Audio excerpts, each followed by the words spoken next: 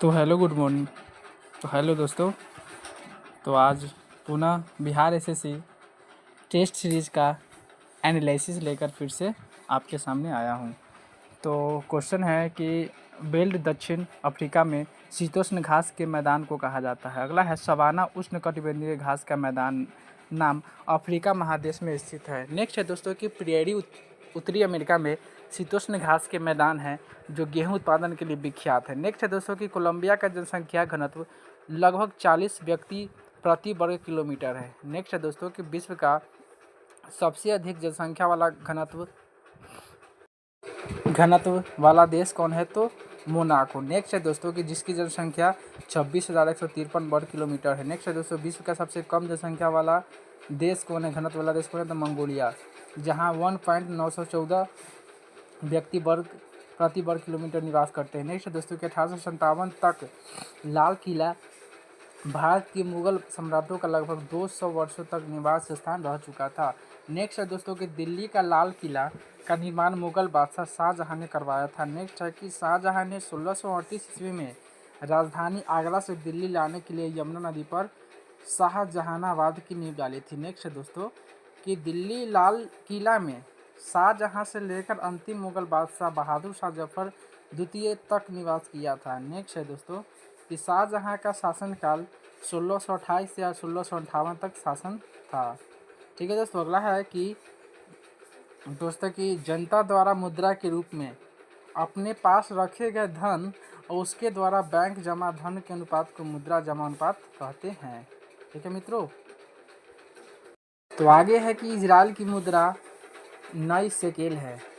नेटेस Israel की संसद का नाम है। नेक्स्ट है दोस्तों बैथलीहम इजराइल का नगर जहां ईसा मसीह का जन्म हुआ था।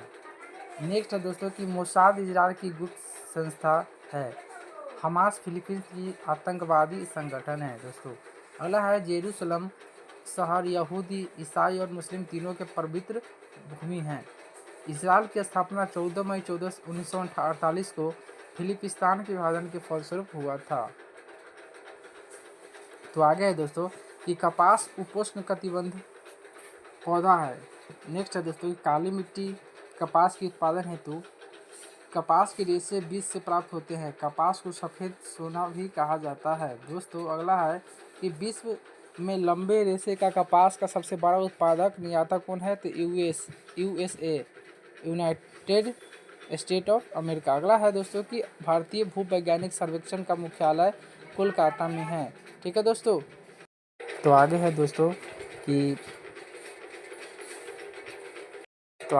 भारतीय भू वैज्ञानिक सर्वेक्षण की स्थापना 1851 में किया गया था। ठीक है दोस्तों। अगला है भारत में ब्रिटिश ईस्ट इंडिया कंपनी ने 1836 में कोयला समिति के नाम एक समिति का गठित किया था जिसका उद्देश्य कोयला का उपलब्धता की खोज एवं अध्ययन करना था। नेक्स्ट है दोस्तों कि 1848 से 1851 के बीच थॉमस ओल्डहैम ने इस विभाग के कार्यक्षेत्र को विस्तारित किया था। अगला है दोस्तों कि लावनी नृत्य जो है महाराष्ट्र का राज्य का है। अगला है लावनी महाराष्ट्र में लोक संगीत का लोकप्रिय शैलियों में से एक मानी जाती है। तो आगे दोस्तों कि यह पारंपरिक नृत्य और गीत का संयोजन है, मतलब लावनी महाराष्ट्र का जो है। अगला है दोस्तों कि पोवाड़ा महाराष्ट्र का वीर गाथा गीत है। अगला है दोस्तों कि पोवाड़ा गीत शिवाजी जैसे नायकों से जुड़ा हुआ है। अगला है डांडिया रास गुजरात का पारंपरिक लोक नृत्य है। अगला है कि मांड राजस्थान राज्य का लोक संगीत है। अगला है दोस्तों कि गोबी गीत महाराष्ट्र और गोवा की महिलाओं द्वारा गीत गायन किया जाता है। नेक्स्ट है वनावन जम्मू कश्मीर का लोक संगीत है। अगला है दोस्तों कि देवगढ़ का दशावतार मंदिर उत्तर प्रदेश राज्य में स्थित है। अगला है देवगढ़ का दशावतार मंदिर का निर्माण गुप्त काल में करवाया गया था। तो आगे है दोस्तों कि देवगढ़ का दशावतार मंदिर भारत का प्रथम मंदिर है जिसमें गुप्तकालीन मंदिरों नागर शैली को सभी विशेषताएं प्राप्त होती है। ठीक है मित्रों। तो आगे देखते हैं देवगढ़ का दशावतार मंदिर विष्णु भगवान को समर्पित किया जाता है। अगला है गुप्तकालीन विष्णु मंदिर तिगवा मध्य प्रदेश में स्थित है। तो आगे है दोस्तों कि गुप्तकालीन शिव मंदिर भूमरा मध्य प्रदेश में स्थित है। अगला है दोस्तों कि गुप्तकालीन पार्वती मंदिर नैना कुठार में स्थित है। ठीक है दोस्तों। अगला है लक्ष्मण मंदिर, ईंटों का मंदिर इसको कहा जाता है, वो भीतर गांव कानपुर में स्थित है। ठीक है। अगला है कपिल को दर्शन की सांख्य प्रणाली की स्थापना का श्रेय दिया जाता है। तो आगे है दोस्तों कि सांख्य दर्शन प्राचीनतम दार्शनिक संप्रदायों में से एक मानी जाती है। अगला है दोस्तों कि सांख्य के दो अर्थ सांख्य और सम्यक ज्ञान है। सांख्य दर्शन से तात्पर्य सम्यक ज्ञान दर्शन से है। ठीक है दोस्तों। अगला है कि न्याय दर्शन का प्रवर्तक गौतम है। वैशेषिक दर्शन का प्रवर्तक महर्षि कणाद मुनि को माना जाता है। तो आगे है दोस्तों कि जब भारत स्वतंत्र हुआ था तो उस समय भारतीय राष्ट्रीय कांग्रेस के अध्यक्ष कौन थे? तो JB कृपलानी थे। ठीक है दोस्तों। अगला है कि भारतीय राष्ट्रीय कांग्रेस का पहला अध्यक्ष बिमलेश चंद्र चटर्जी बनर्जी थे। ठीक है। जबकि दादा भाई नौरोजी कांग्रेस के दूसरा अध्यक्ष बने थे। अगला है दोस्तों कि भारतीय राष्ट्रीय कांग्रेस का प्रथम मुस्लिम अध्यक्ष कौन थे? तो बदरुद्दीन तैयबजी थे। ठीक है दोस्तों। तो आगे देखते हैं दोस्तों कि भारतीय राष्ट्रीय कांग्रेस का पहला अंग्रेज अध्यक्ष जॉर्ज यूले थे। तो आगे है कि 1924 में गांधी जी द्वारा भारतीय राष्ट्रीय कांग्रेस की अध्यक्षता बेलगांव कर्नाटक में किया गया था।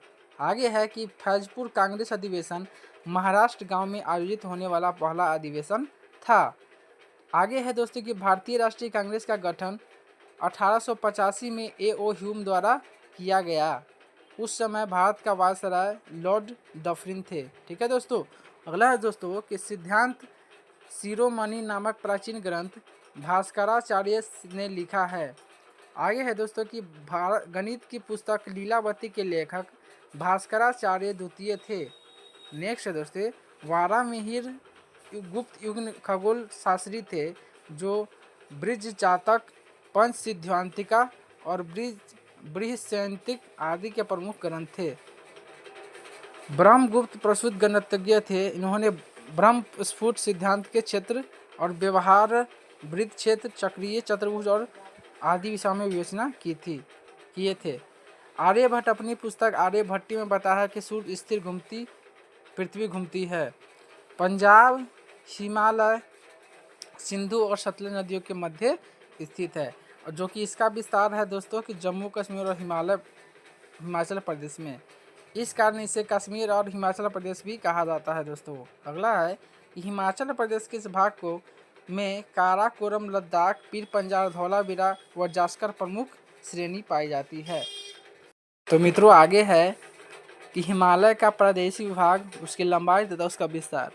तो पंजाब का हिमालय की लंबाई है 560 किलोमीटर जो कि सिंधु और सतलज नदी के मध्य आती है। अगला है कुमायूं का हिमालय जो कि 320 किलोमीटर लंबाई है और सतलज और काली नदी के बीच में स्थित रहता है। अगला है दोस्तों नेपाल हिमालय, इसका है 800 किलोमीटर जो काली एवं तीस्ता नदी के बीच में है। अगला है दोस्तों असम हिमालय 720 किलोमीटर जो कि तीस्ता एवं दिहांग नदी के मध्य में स्थित है। ठीक है दोस्तों। अगला है कि 19वें एशियाई खेल में भारतीय महिला क्रिकेट टीम ने श्रीलंका को हराकर स्वर्ण पदक प्राप्त किया है। ठीक है दोस्तों। अगला है कि एशियन गेम्स 2023 चीन के हांगझोई में आयोजित किया जा रहा है। इस प्रतियोगिता में स्वर्ण पदक प्राप्त करने वाली भारतीय महिला क्रिकेट टीम के कप्तान हरमनप्रीत कौर थी। नेक्स्ट है दोस्तों कि सोन नदी का रोहतास जिला में बिहार में प्रवेश करती है। सोन नदी का उद्गम मध्य प्रदेश के अमरकंटक के पहाड़ी से है। सोन नदी गंगा की एक प्रमुख सहायक नदी है। अगला है दोस्तों कि सोन नदी गंगा नदी के दाहिने ओर से गंगा में पटना के निकट मिलती है। तो अगला है बिहार के सिर्फ एक रामसर साइट बेगूसराय जिले में कांवर ताल झील है। ठीक है दोस्तों। अगला है कांवर ताल को 21 जुलाई 2020 को रामसर स्थल की सूची में शामिल किया गया है।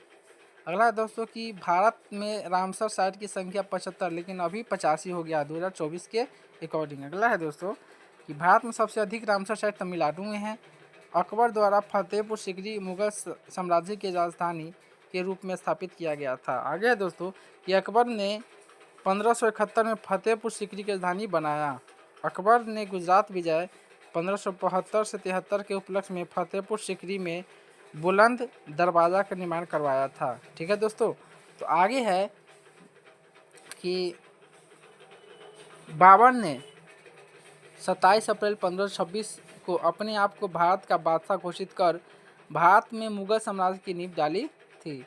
जहांगीर अक्टूबर 1605 में सिंहासन पर बैठा था। तो आगे है दोस्तों, प्रधानमंत्री सहित मंत्री परिषद में मंत्रियों की कुल संख्या लोकसभा के सदस्यों की कुल संख्या के 15% से अधिक नहीं हो सकता है। ठीक है दोस्तों। अगला है कि यह कानून संविधान संशोधन 2003 के जो है यह प्रावधान है कि प्रावधान दिया गया है कि विधानसभा के कुल सदस्यों का 15% से अधिक मंत्रियों की संख्या नहीं हो सकती। छोटी राज्यों में 12 मंत्री होंगे। नेक्स्ट है दोस्तों कि मंत्री परिषद में मंत्रियों की 3 श्रेणियां कैबिनेट मंत्री, राज्य मंत्री व उप मंत्री होते हैं।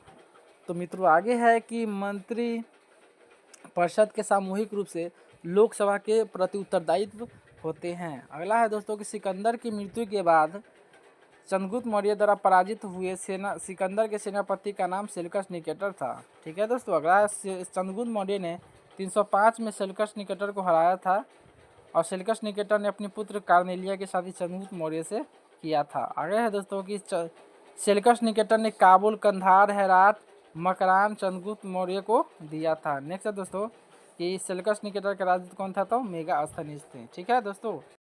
आगे है कि मेगास्थनीज चंद्रगुप्त मौर्य के दरबार में रहता था। अगला है दोस्तों कि चंद्रगुप्त मौर्य सेल्कस के बीच हुए युद्ध का वर्णन एपिनास में किया था।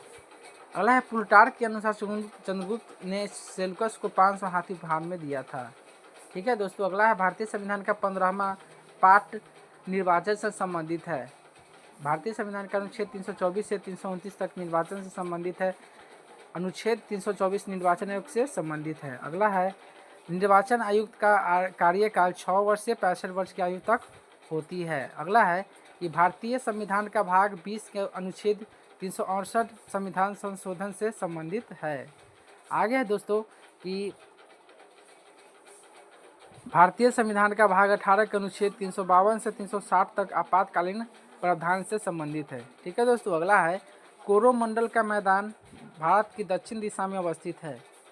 अगला है दोस्तों कोरोमंडल तत्व मुख्य विस्तार लगभग 22,800 वर्ग किलोमीटर के क्षेत्र तक फैला हुआ है। तमिलनाडु के पूर्वी भाग मुख्यतः कोरोमंडल तत्व के अंतर्गत ही आता है। अगला है दोस्तों कन्याकुमारी से कृष्णा डेल्टा तक का कोरोमंडल तक कहा जाता है। कृष्णा डेल्टा से गोदावरी डेल्टा तक का तट को गोलकुंडा तट कहा जाता है। ठीक है दोस्तों। अगला है जम्मू कश्मीर राज्य का एक प्रसिद्ध लोक नृत्य क्या है, तो दुम्हल नृत्य जम्मू कश्मीर के रौफ जनजाति द्वारा किया जाता है। अगला है जम्मू कश्मीर का मुख्य लोक नृत्य हिकात, मंदजस, उसके बाद कुददांदी, नाच, दमाली इत्यादि है। ठीक है दोस्तों। तो आगे है कि भारत की तीसरी पंचवर्षीय योजना में प्राथमिकता को विकास से हटाकर प्रतिरक्षा की ओर केंद्रित किया गया है। ठीक है दोस्तों। अगला है तीसरा पंचवर्षीय योजना के समय तीसरा पंचवर्षीय योजना के समय 1962 में भारत और चीन के बीच युद्ध हुआ। इसके बाद 1965 में भारत पाकिस्तान युद्ध हुआ। अतः इसी योजना के प्राथमिकता के विकास को हटाकर प्रतिरक्षा की ओर केंद्रित किया था। तीसरा पंचवर्षीय योजना 1961 से 66 तक के लिए था। ठीक है दोस्तों। आगे है दोस्तों कि तीसरी पंचवर्षीय योजना में लक्ष्य वृद्धि 5.6 थी। आगे दोस्तों की दूसरी पंचवर्षीय योजना का रूपरेखा पीसी महालनोबिस के द्वारा नेतृत्व किया गया। अगला है नया संसद भवन में प्रस्तुत महिला आरक्षण विधेयक नारी शक्ति बंधन अधिनियम के तहत महिलाओं को 33% आरक्षण का प्रावधान किया गया है। ठीक है दोस्तों। तो ये कुछ है स्वतंत्र भारत के प्रथम मंत्रिमंडल। ठीक है दोस्तों। और 14 व्यक्ति मंत्रालय में आवंटित किया गया था, उसी के बारे में है। जवाहरलाल नेहरू क्या थे, तो प्रधानमंत्री भी थे, राष्ट्रमंडल विदेशी मामले और वैज्ञानिक शोधकर्ता भी थे। अगला है कि दोस्तों की सरदार वल्लभ भाई पटेल क्या थे, गृह मंत्री थे, सूचना एवं प्रसारण मंत्री राज्यों के मामले में। अगला है दोस्तों की खाद्य एवं कृषि मंत्री थे डॉक्टर राजेंद्र प्रसाद। शिक्षा मंत्री मौलाना अब्दुल कलाम आज़ाद। विधि मंत्री कौन थे? डॉक्टर भीमराव अम्बेडकर थे। रक्षा मंत्री सरदार बलदेव सिंह थे। स्वास्थ्य मंत्री राजकुमारी अमृत कौर थे। श्रम मंत्री जगजीवन राम थे। ठीक है दोस्तों। तो मित्रों अगला है कि बाजार और मेला भारतीय संविधान के 7वीं अनुसूची राज्य सूची का विषय है। अगला है कि राज्य सूची में पहले 66 विषय थे, वर्तमान में राज्य सूची के 59 विषय शामिल किया गया है। ठीक है दोस्तों। महिला हॉकी जूनियर एशिया कप 2023 का खिताब भारत ने जीता है। ठीक है दोस्तों। अगला है भारत ने दक्षिण कोरिया को 2-1 से हराकर पहली बार महिला जूनियर हॉकी एशिया कप का खिताब जीता है। आगे दोस्तों कि भारतीय जूनियर एशिया कप 2023 का खिताब भारत ने पाकिस्तान को हराकर जीता था। ठीक है दोस्तों। अगला है कि 2020 के लिए गांधी शांति पुरस्कार शेख मुजीबुर रहमान बांग्लादेश को दिया गया था। अगला है दोस्तों कि गीता प्रेस गोरखपुर की स्थापना 1923 में हुआ था। 2023 इसरो द्वारा चंद्रमा पर अपना तीसरा मिशन चंद्रयान 3 LVM-3M4 रॉकेट से किया गया था। इस मिशन के तहत चंद्रयान 3 14 जुलाई 2023 को दोपहर के 2:35 बजे श्रीहरिकोटा के सतीश धवन अंतरिक्ष केंद्र से उड़ान भरी थी। ठीक है दोस्तों। तो आगे दोस्तों कि आवर्त 6 से 14 तत्वों को आवर्त सारणी के नीचे रखा जाता है, इसे लैंथेनाइट कहा जाता है। ठीक है दोस्तों। आगे है कि आवर्त 7 से 14 तत्वों को आवर्त सारणी के नीचे रखा जाता है, जिसको एक्टिनाइट कहा जाता है, एक्टिनाइट कहा जाता है। लैंथेनाइट को भारी मृदा धातु भी कहा जाता है। एक्टिनाइट और रेडियो सक्रियता तत्व कहा जाता है। वो CO2 सूखी बर्फ में जाना जाता है, जो आमतौर में गैस के रूप में बदला जा सकता है। अगला है कि CO2 ठोस CO2 जो शुष्क बर्फ कहा जाता है, ऊर्ध्वापातन किया जा सकता है। CO2 जीवाश्म ईंधन से मुख्यतः निकलता है। CO2 का प्रयोग अग्निशमन यंत्रों में किया जाता है। CO2 गैसों की प्रकृति अम्लीय होती है। नेक्स्ट है दोस्तों कि शीतल पेय सोडा वाटर पदार्थों में CO2 होता है। तो आ गया है दोस्तों कि NaCl के घोल के लवण का सांद्रण बढ़ाने पर अपवर्तनांक गुण धर्म के परिवर्तन न होने की आशा करेंगे। नेक्स्ट है NaCl के घोल में लवण का सांद्रण बढ़ाने पर pH का मान और बढ़ जाता है। ठीक है दोस्तों। ताप बढ़ाने पर भी सामान्यतः अपवर्तनांक घट जाता है।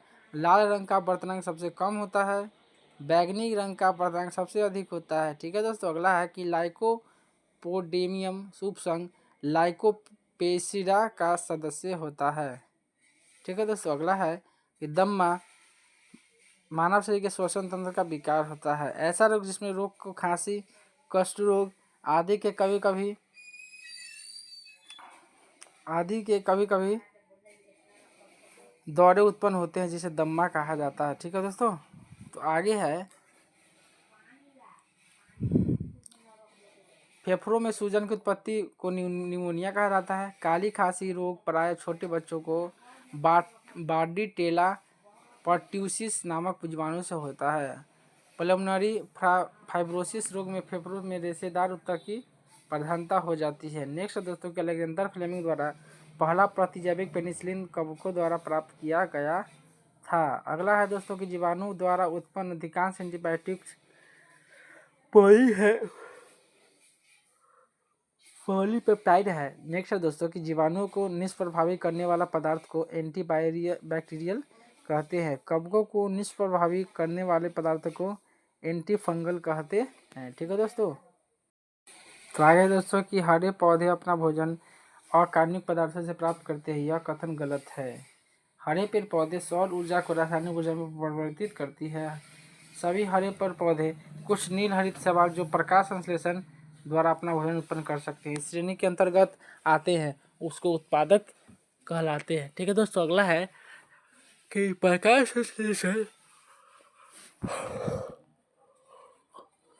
संश्लेषण में ग्लूकोज का स्थिरीकरण होता है। नेक्स्ट दोस्तों HIV का इलाज नहीं होने पर एड्स हो सकता है। एड्स का पूर्ण रूप होता है एक्वायर्ड इम्यूनो डिफिशियंसी। ठीक है दोस्तों।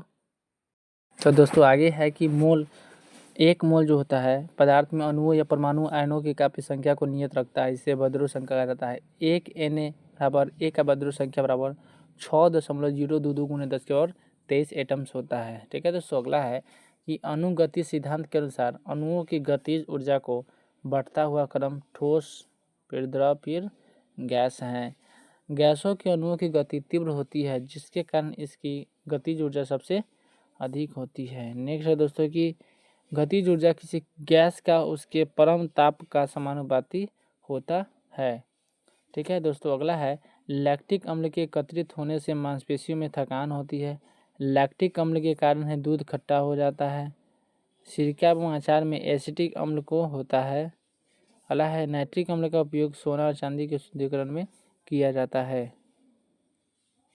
तो आगे है दोस्तों कि अधातु का आवर्त सारणी में दाईं ओर रखा जाता है। आवर्त सारणी में कुल 22 अधातु, जिसमें 11 गैस, 1 द्रव और शेष 10 ठोस होते हैं। धातुओं के ऑक्साइड की प्रकृति क्षारीय होती है। अधातुओं के ऑक्साइड की प्रकृति अम्लीय होती है। एक्टिनाइड श्रेणी में 14 तत्व है। टीएम, टाइटेनियम भी तत्व इसी तत्व का श्रेणी का सदस्य है। टीएम को कहा जाता है थोलियम। अगला है दोस्तों कि टीएम मतलब थोलियम एक लैंथेनाइड तत्व है। तो आगे दोस्तों कि टोक्यो ओलंपिक 2020 का आदर्श वाक्य क्या था? तो यूनाइटेड बाय इमोशन। ठीक है दोस्तों, अगला है कि टोक्यो ओलंपिक 2020 से जो 20 से 2021 में आयोजित हुआ, जिसमें भारत ने कुल 7 पदक प्राप्त किए थे। अगला ओलंपिक 2024 का आयोजन पेरिस, फ्रांस में किया जाएगा। ठीक है दोस्तों।